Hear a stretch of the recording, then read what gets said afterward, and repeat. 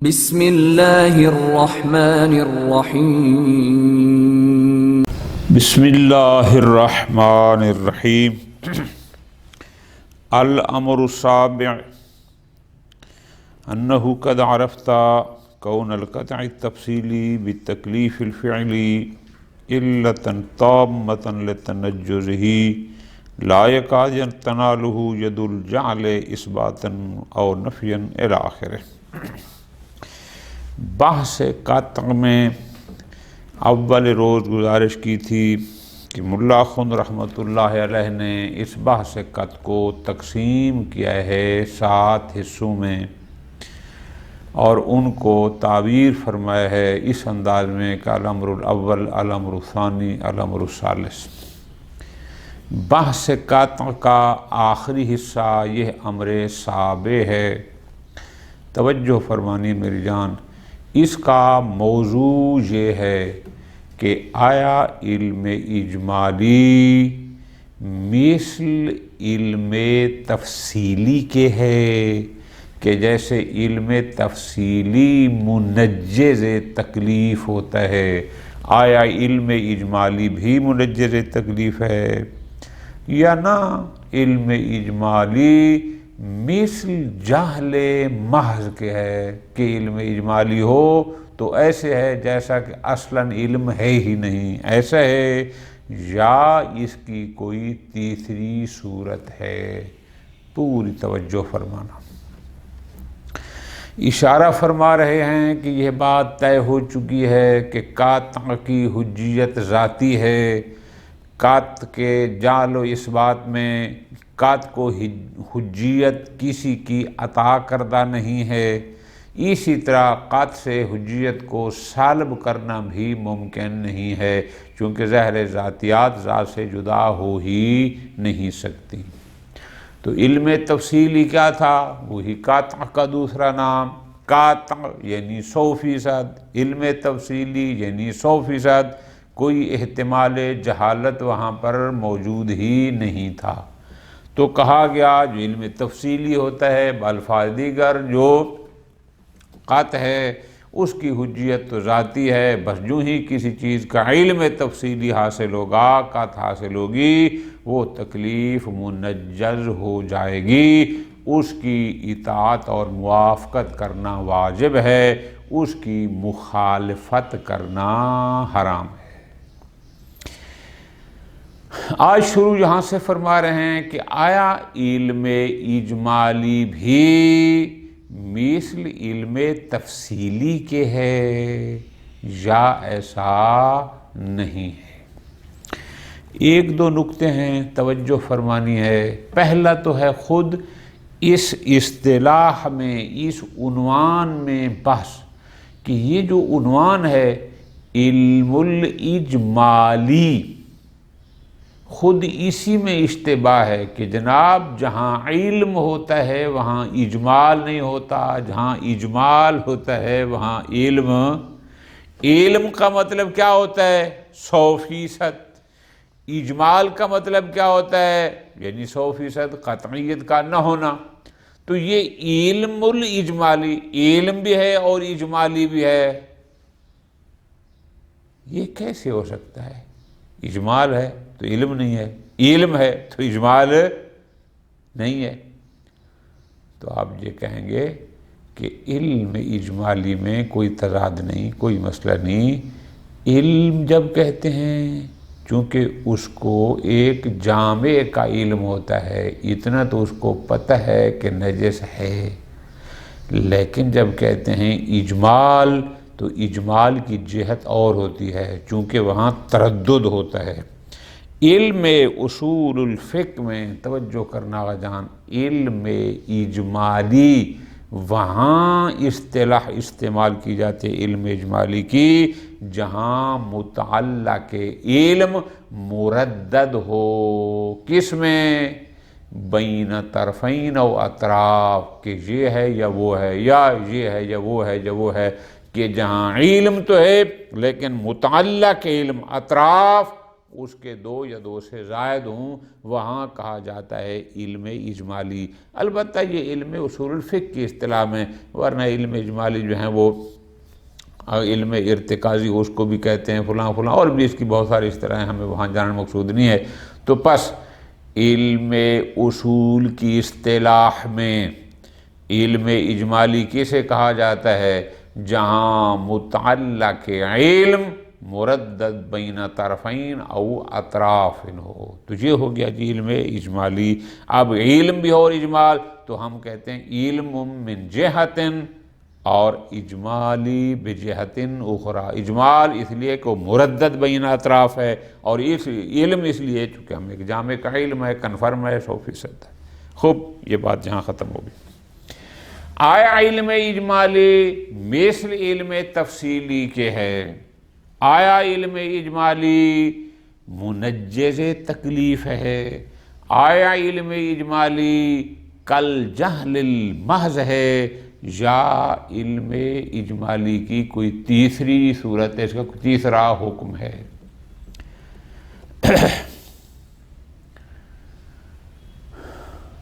جناب ملا خند رحمہ اللہ یہاں پر فرما رہے ہیں کہ فیہ اقوال، اپنا نظریہ پہلے بیان فرما رہے ہیں، دیگر نظریات کو بعد میں، دوسرا بھی آئے گا وہ شیخ انصاری کا، پھر اس کو رد کریں گے، کس طرح کریں گے انشاءاللہ۔ آپ نے یہاں یہ کہنا ہے کہ علم اجمالی کے بارے میں جناب اخند رحمۃ اللہ علیہ کا نظریہ یہ ہے کہ یہ ہے مثل علم تفصیلی کے علت تامہ نہیں ہے تنجز تکلیف کے لیے، بلکہ علم اجمالی جزء العلہ ہے۔ علت تامہ مرکب ہوتی ہے تین چیزوں سے، نمبر 1 مقتضی، نمبر 2 وجود شرط، نمبر 3 عدم المانع۔ یہ تین چیزیں ہوں تو اس سے مقتضی بھی موجود ہو، شرط بھی موجود ہو، مانع بھی نہ ہو، تو ان تینوں سے مرکب اس کو کہتے ہیں کہ اب یہ علت تامہ ہے۔ جب علت وجود میں آتی ہے تو معلول بھی آ جاتا ہے۔ شیخ اخند رحمۃ اللہ علیہ یوں فرما رہے ہیں کہ یہ ہے علم اجمالی علت تامہ نہیں ہے تنجز تکلیف کے لیے، بلکہ میرے نزدیک یہ جزء العلہ ہے، یعنی گویا کہ میرے نزدیک یہ مقتضی ہے۔ اور پھر آپ کئی دفعہ پڑھ چکے ہیں کہ مقتضی اس وقت مؤثر ہوتا ہے جب مانع موجود نہ ہو اور شرط موجود ہو، یعنی مقتضی ہو اور وجود شرط نہ ہو پھر بھی وہ مؤثر نہیں ہوتا، مقتضی ہو لیکن اگر کوئی مانع ہو تو بھی وہ مؤثر نہیں ہوتا۔ مقتضی تب مؤثر ہوتا ہے کہ جب وجود شرط ہو اور دوسرا عدم المانع، کوئی مانع بھی نہ ہو تو۔ اب ایک سطر میں اگر آپ کو جواب مل گیا کہ ملا اخند رحمہ اللہ کے نزدیک علم اجمالی علت تامہ لتنجز تکلیف نہیں ہے، بلکہ یہ مقتضی تکلیف ہے، یعنی اگر کوئی مانع عقلی یا مانع شرعی نہ ہوگا تو یہ منجز ہوگا، لیکن اگر کوئی مانع عقلی شرعی آ گیا تو پھر یہ علم اجمالی مؤثر نہ ہوگا، یہ منجز نہ ہوگا۔ ٹھیک ہو گیا جی؟ خوب،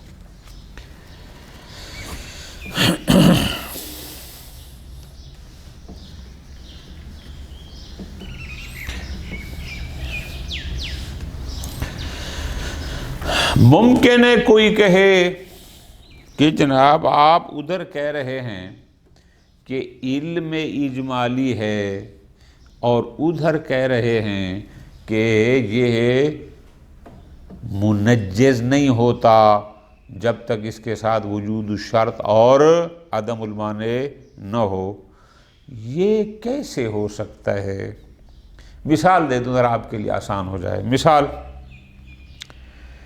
مجھے علم ہے ایک برتن کی نجاست کا. ٹھیک ہو گیا.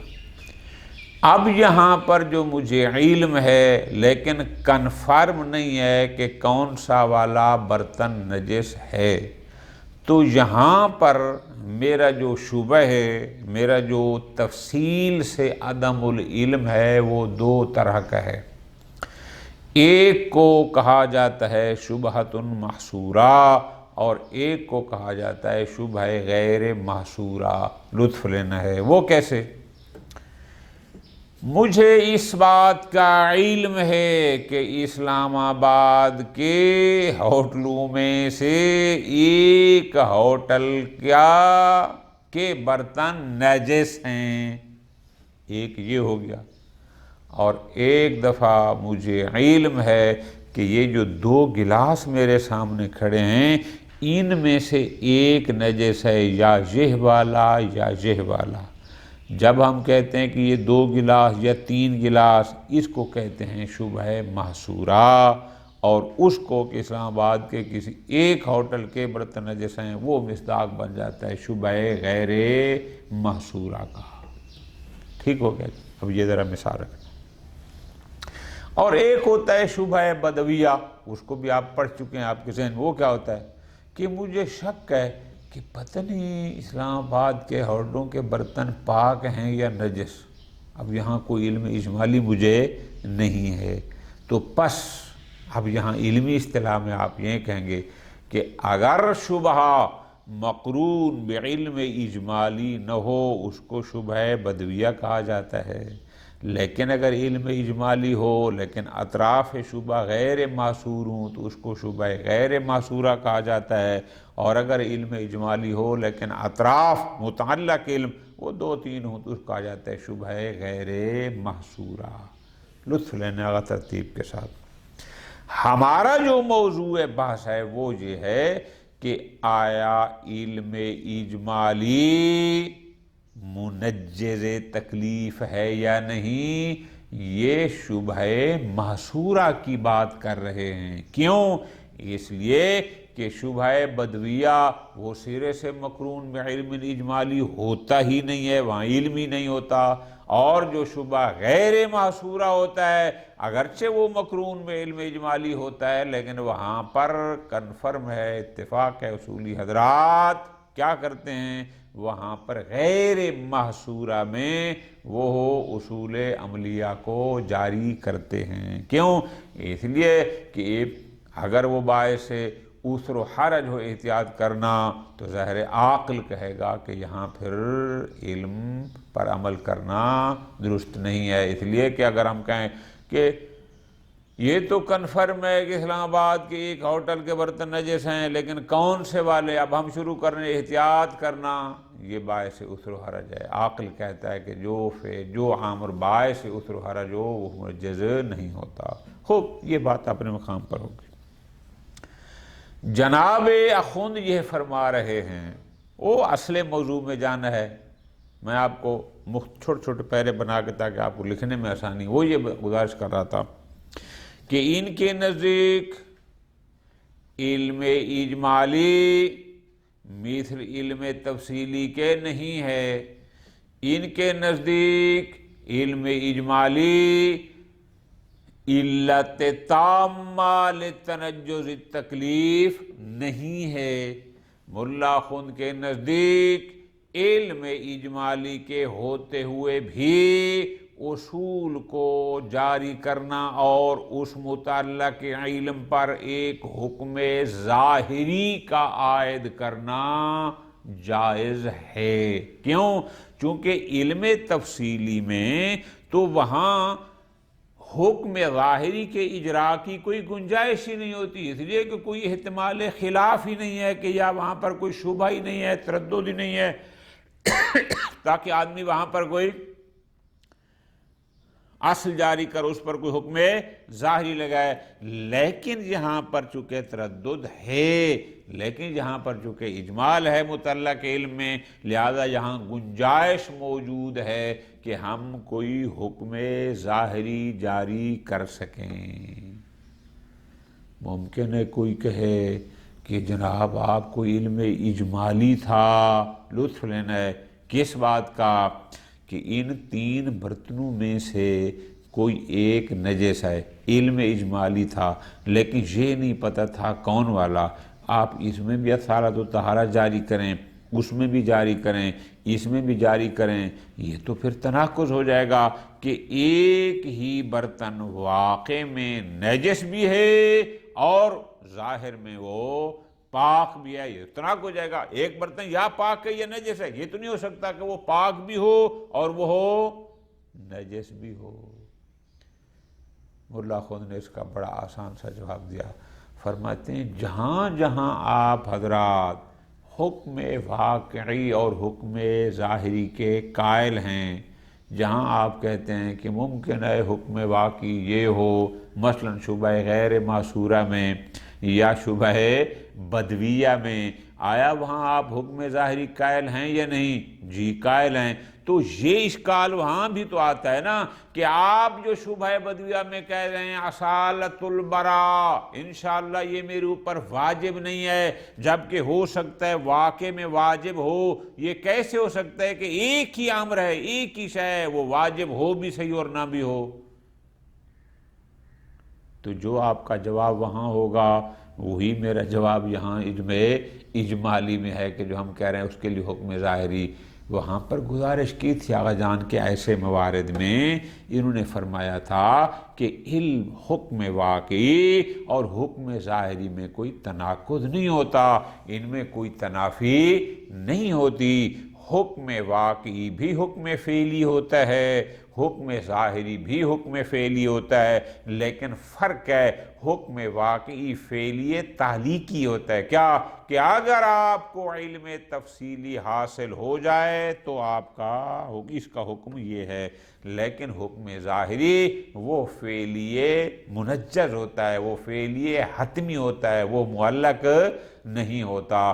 پس جب فرق ہو گیا کہ ایک فعلی تعلیقی ہے اور ایک فعلی حتمی ہے تو اس میں کوئی تناقض نہیں ہے۔ یہاں پر بھی میں یہی کہہ رہا ہوں کہ علم اجمالی ہونے کی صورت میں گنجائش موجود ہے کہ ہم یہ کہیں کہ علم اجمالی علت تامہ لتنجز تکلیف نہیں ہے، یہاں پر ہم ایک حکم ظاہری یعنی اصول کو جاری کر سکتے ہیں اور اس میں کوئی تناقض بھی نہیں۔ توجہ کرنا آجان، پس یہاں ایک بات مکمل ہو گئی کہ ملا اخند کے نزدیک علم اجمالی تنجز تکلیف کے لیے مثل علم تفصیلی کے علت تامہ نہیں ہے بلکہ جزء العلت ہے۔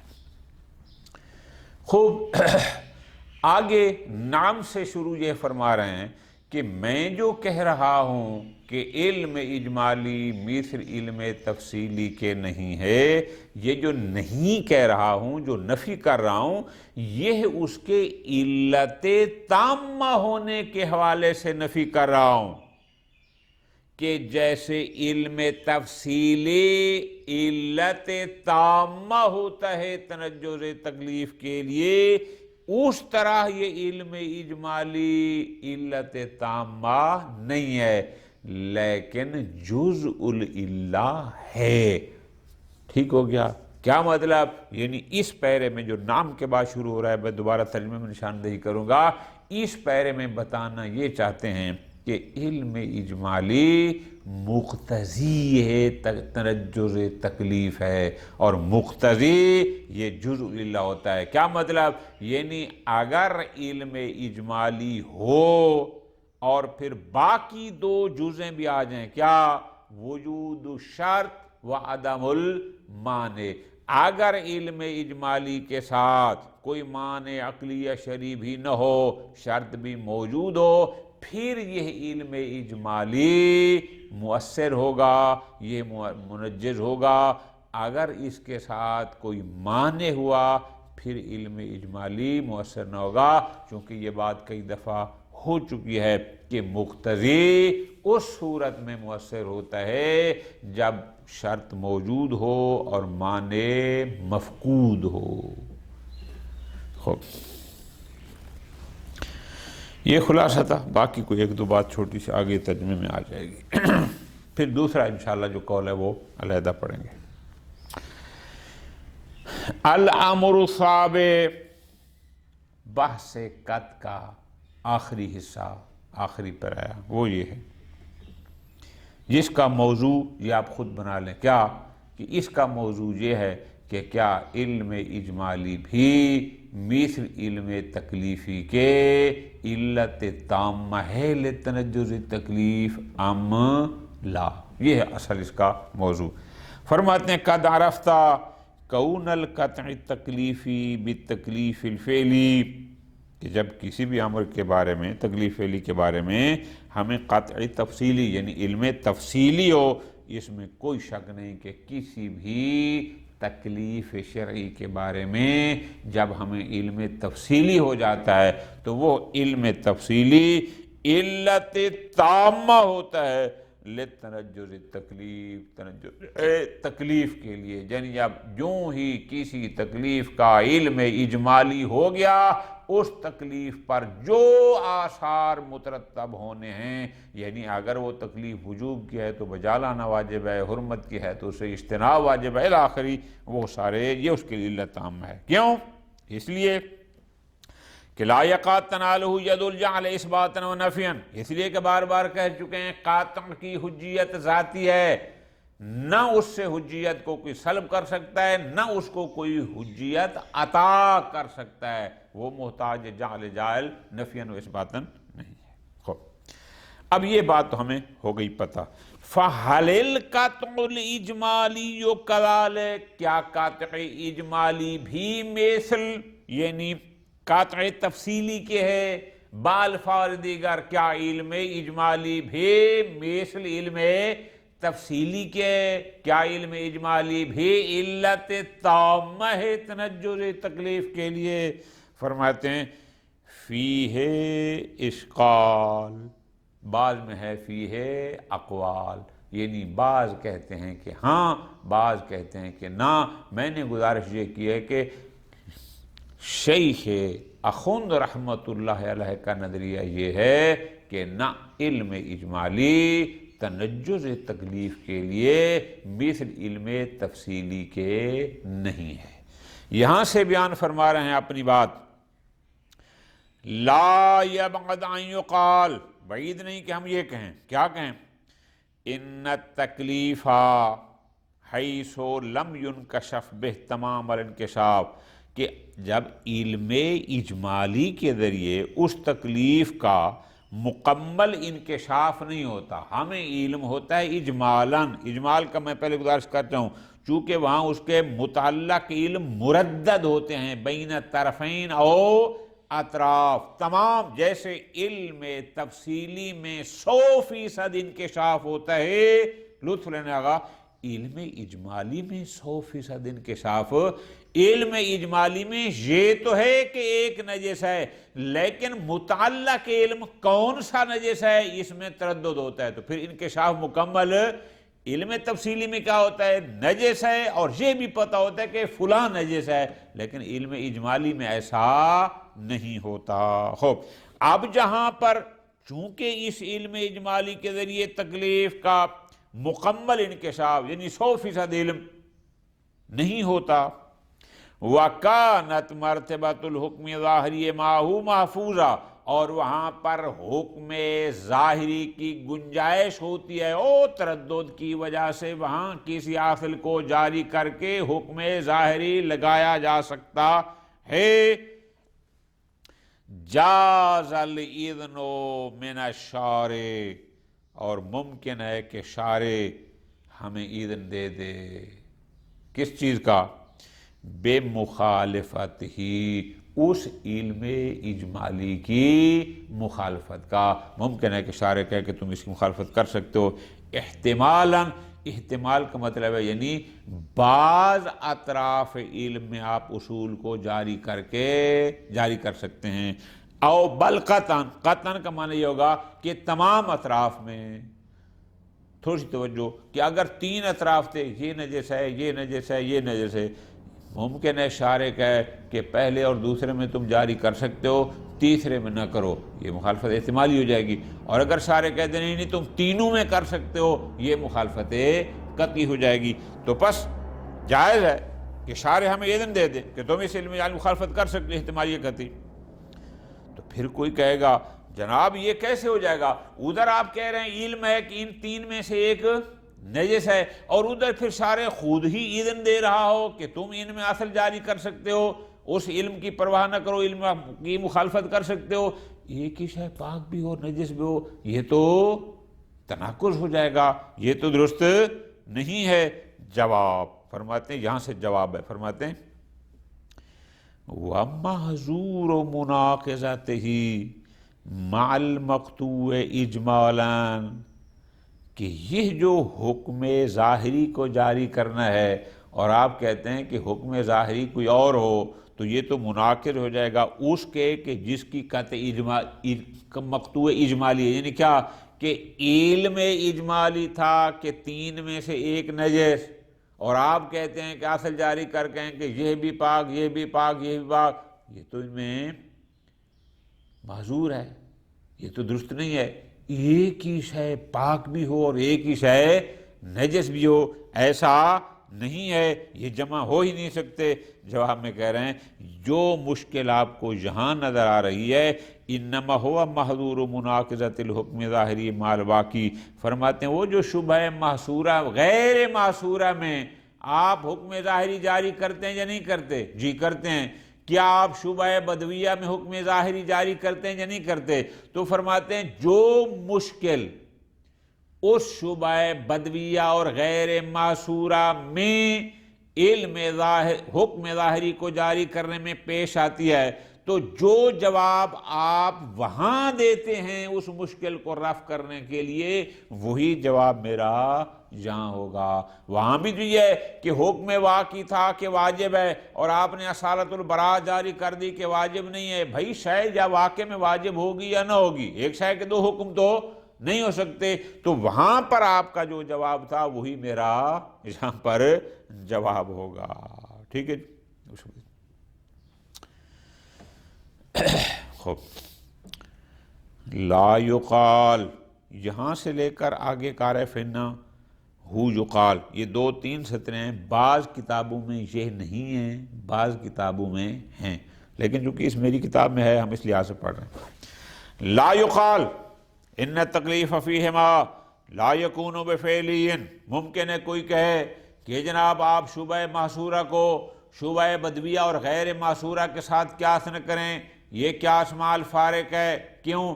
اس لیے کہ یہاں پر تکلیف فعلی ہے، جبکہ شبہ بدویہ میں تکلیف فعلی ہوتی ہی نہیں ہے، شبہ غیر معصورہ میں تکلیف فعلی ہوتی ہی نہیں ہے۔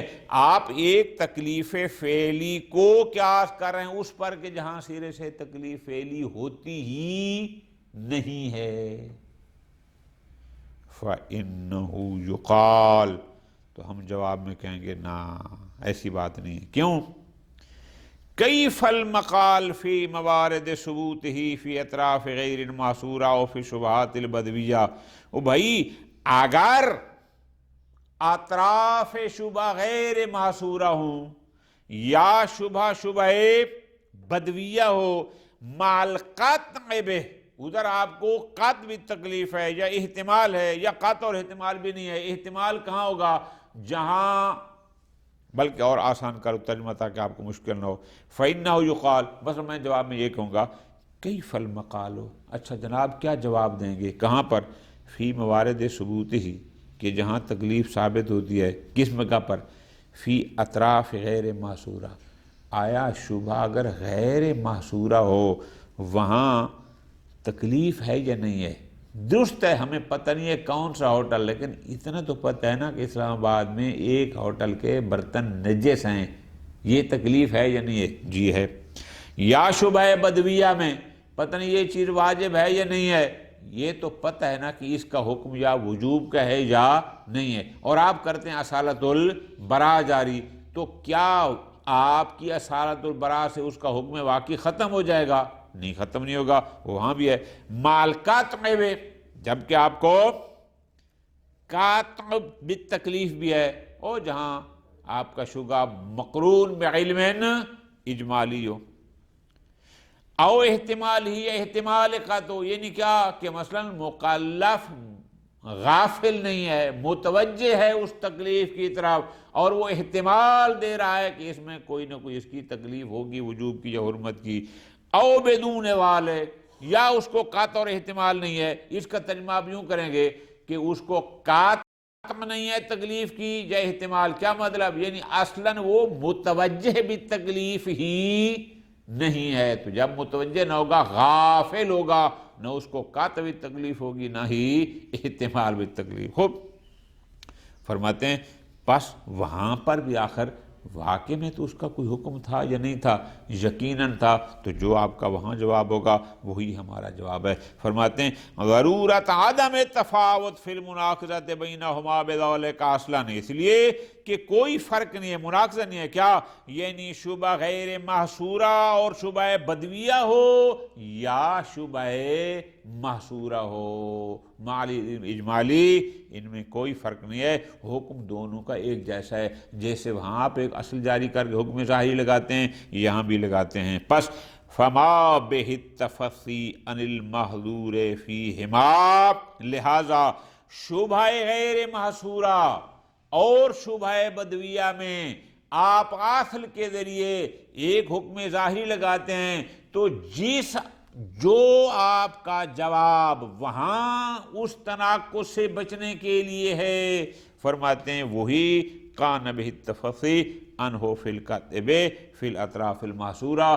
وہی ہمارا یہاں پر ہے کہ شبہ محصورہ میں بھی یہی ہے۔ وہاں بھی ہم نے بار بار کہا ہوا ہے کہ بھائی حکم واقعی بھی فعلی ہوتا ہے، حکم ظاہری بھی فعلی ہوتا ہے، لیکن حکم واقعی فعلی تکلیفی ہوتا ہے کہ وہ حکم واقعی فعلی تعلیقی ہوتا ہے، یعنی اگر تمہیں علم تفصیلی ہو گیا تو یہ حکم واقعی تیرے اوپر فعلی ہوگا، لیکن حکم ظاہری فعلی حتمی ہوتا ہے، وہ منجز ہوتا ہے، اور ان میں کوئی منافات نہیں ہے۔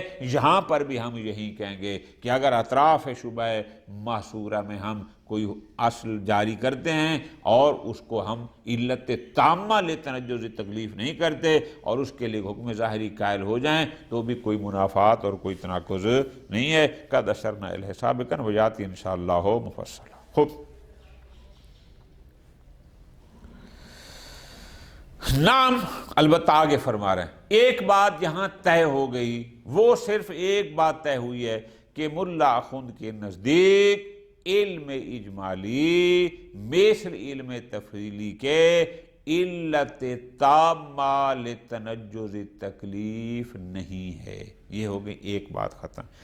نام سے آگے بیان یہ فرمانا چاہتے ہیں کہ ٹھیک ہے علت تامہ نہیں ہے لیکن جزء العلت ہے۔ جزء کا کیا مطلب؟ یعنی یہ علم اجمالی مقتضی ہے، تو مقتضی کم مؤثر ہوتا ہے۔ آپ کہیں کہ مقتضی اس وقت مؤثر ہوتا ہے کہ جب شرط موجود ہو اور معنی مفقود ہو، اور جب تک معنی موجود اور شرط مفقود ہو مقتضی مؤثر نہیں ہوتا۔ پس گویا کہ ملا اخوند رحمہ اللہ علم اجمالی کے جزء العلت تامہ ہونے کے قائل ہیں، مقتضی ہونے کے قائل ہیں، علت تامہ ہونے قائل نہیں ہیں، جس کو یہاں بیان فرما رہے ہیں۔ نام کان العلم الاجمالی کا تفصیلی فی مجرد الاقتضاء، ہاں علم اجمالی مثل علم تفصیلی کے مقتضی ہونے میں ہے، لا فی العلت تامہ، لیکن علت تامہ ہونے میں، یعنی میں جو کہہ رہا ہوں کہ علم اجمالی مثل علم تفصیلی کے نہیں ہے، یعنی وہ کہہ رہا ہوں کہ علت تامہ ہونے میں اس طرح نہیں ہے، لیکن اس میں مقتضی ہونے میں جزء العلہ ہونے میں وہ برابر ہیں۔ پس فیوجب تنجز التکلیف ایضا، لہذا علم اجمالی بھی موجب تنجز تکلیف بنے گا، علم اجمالی بھی مؤثر ہوگا، لیکن کب؟ لو لم یمنع عنہ مانع، اگر کوئی مانع نہ ہوگا تو، اس لیے کہ علت تامہ کہ میں نے پہلے گزارش 3 اجزاء ہیں، مقتضی، وجود شرط اور عدم المانع۔ خوب، لو لم یمنع عنہ مانع عقلا، مانع عقلی نہ ہو، کیسے؟ کما کان فی اطراف کثیرۃ غیر محصورہ، جیسے شبہ محصورہ کے اطراف، وہاں مانع عقلی ہے۔ اسلام آباد کے ایک ہوٹل کے برتن نجس ہیں، اب ہم اگر سارے ہوٹلوں سے اجتناب کریں عسر و حرج لازم آتا ہے۔ عقل کسی بھی حکم جو باعث عسر و حرج ہو اس کو تسلیم نہیں کرتا، مانع عقلی ہے۔ او شرعن، یا مانع شرعی ہو۔ مانع شرعی کیا ہوتا ہے؟ کہ آپ کو خود شارع اجازت دے دے کہ تم اس کا ارتکاب کر سکتے ہو۔ او شرعن، مثلا کما فی معاذن الشارع فی الاقتحام فیہا، کہ شارع نے خود اجازت دے دیو کہ تم اس کا ارتکاب کر سکتے ہو۔ مثلا ہم دیکھ رہے ہیں یہ برتن نجس ہے، یہ نجس ہے، یہ نجس ہے، مثلا یہ حلال ہے، وہ حلال ہے، الی آخری 3 میں سے۔ اب ہمارے پاس شارع کی طرف سے ایک حکم آ گیا کہ کل شیء فیہ حلال و حرام فہو لک حلال حتی تعرف الحرام منہ بعینہ۔ بھائی اب واقع میں وہ یا حلال ہے یا حرام ہے، لیکن چونکہ شارع خود اذن دے رہا ہے کہ فہو لک حلال، جب تک بعینہ اس کی حرمت کا علم نہ ہو، ہم کہیں گے یہ مانع شرعی ہے، لہذا یہاں پر علم اجمالی مؤثر نہیں ہے۔ پس خلاصہ قضی و بالجملہ قضیۃ صحت المؤاخذۃ علی مخالفتہ مع القطع بہ بین اطراف محصورہ و عدم صحتها مع عدم حصرها او مع الاذن فی الاقتحام فیہا ہوا کون القطع الاجمالی مقتضیا للتنجز لا علت تامہ۔ فرماتے ہیں اب ہم نے دیکھنا یہ ہے کہ جناب مواخذہ کہاں صحیح ہوتا ہے، لطف لینا ہے۔ فرماتے ہیں قضیہ بالجملہ قضیۃ صحت المؤاخذۃ علی مخالفتہ، اس کی علم کی مخالفت کر مواخذہ کا صحیح ہونا، مع القطع بہ، جبکہ اس کا علم ہو، اس کی قطع ہو، علم تفصیلی ہو، بین اطراف محصورہ، کہ جب محصور ہو یعنی پتہ ہو، معین ہو، وعدم صحتها، اور ادھر دیکھتے ہیں کہ پھر مواخذہ صحیح نہیں ہے کہ جب اس کے اطراف محصورہ نہ ہوں، یعنی مع القطع بہ بین اطراف محصورہ، کہ اس پر مواخذہ صحیح کیا ہے، صحیح ہے اس کی مخالفت پر، اور اطراف غیر محصور ہوں، یا شارع نے خود اذن دیا ہو کہ تم ارتکاب کر سکتے ہو، اس پر صحیح نہیں ہے قون القطع الاجمالی، تو پتہ چل جائے گا قطع اجمالی یہ مقتضی تنجز ہے، علت تامہ نہیں ہے۔ دوبارہ اس کو کلیئر کر لیں، یعنی مراد کیا ہے؟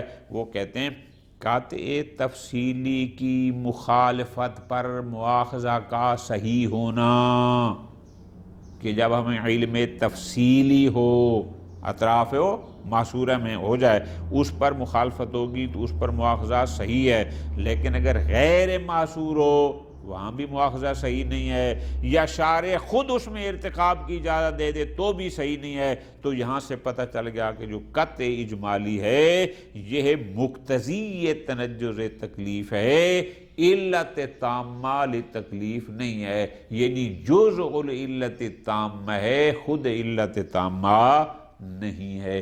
پس ملا خند کے نزدیک علم اجمالی منجز تکلیف بئی معنی کہ جزء العلت ہے، علت تامہ نہیں ہے۔ وصلی اللہ علی محمد وعلی محمد۔